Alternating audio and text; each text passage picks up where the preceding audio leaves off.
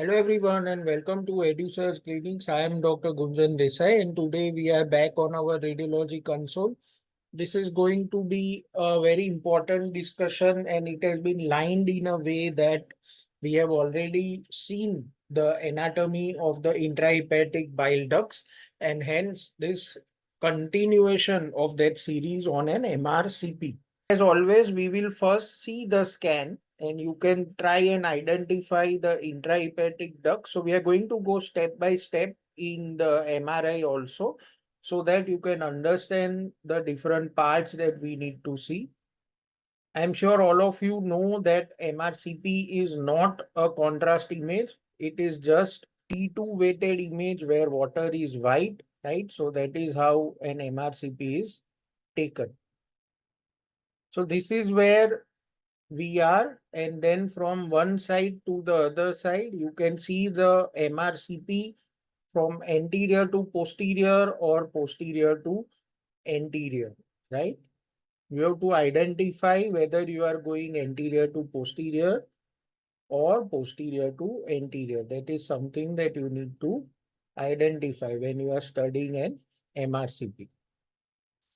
Okay, so for understanding the intrahepatic biliary ducts, it is very important that you know the Q-nose anatomy. So we have a lot of videos on liver anatomy, on CT, MRI, as well as a simple liver anatomy trick on hand. So if you have seen all those videos, then you need to see the gallbladder and bile duct video where we have discussed the anatomy of the intrahepatic biliary tree. Once you have all those concepts in mind, understanding this MRCP becomes easy. Okay. This is the kidney. So we are posterior, right? We know that kidneys are at the back of the abdomen. And on the other side, this is the gallbladder. So this is the anterior aspect.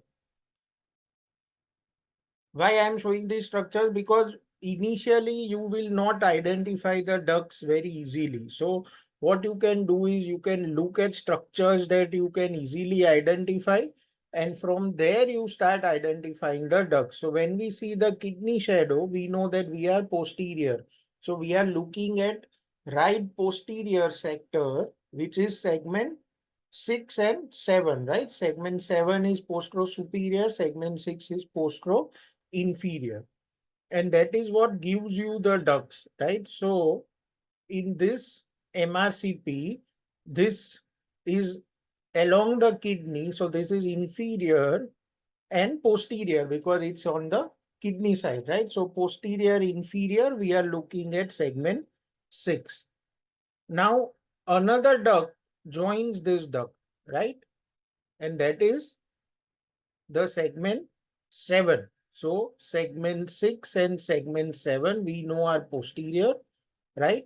So we are posterior and you can identify segment 6 and segment 7, right? So that is your one way of identifying the two segments, right? So there are two ducts in this case, segment 6 and segment 7, right? So this is one part of right, that is right posterior. Okay. Now you need to identify right anterior. So again, two ways to do it. One is you continue seeing this. Now you are going anteriorly. This is segment 8 in the opposite direction. So that is anterior superior. So segment 8, right? And the one that goes inferior in this plane is segment 5, right? So you need to have a three-dimensional understanding. So anterior sector, so this is the anterior sector duct. This is segment 8. This one is segment 5. The one that goes down is segment 5. The one that goes up is segment 8, right? So this is anterior. This is right posterior. So now we can easily understand as we are going posteriorly, segment 7, segment 6, maybe a branch to 8 or 7. You need to identify that when you see the venous anatomy and divide the sectors. And here you have segment 8 and segment 5, right? So this is basically the right-sided anatomy for this patient. Now coming to the left, this is the left hepatic duct, right? So left hepatic duct, again you trace towards the periphery. Usually what we do is we start seeing the duct from periphery to center, okay, and that is easier. So if you can see, this part seems to be the periphery. You can see the duct here. Then you trace it medially towards the hilum, right? You trace it towards the hilum. This is segment 3, right?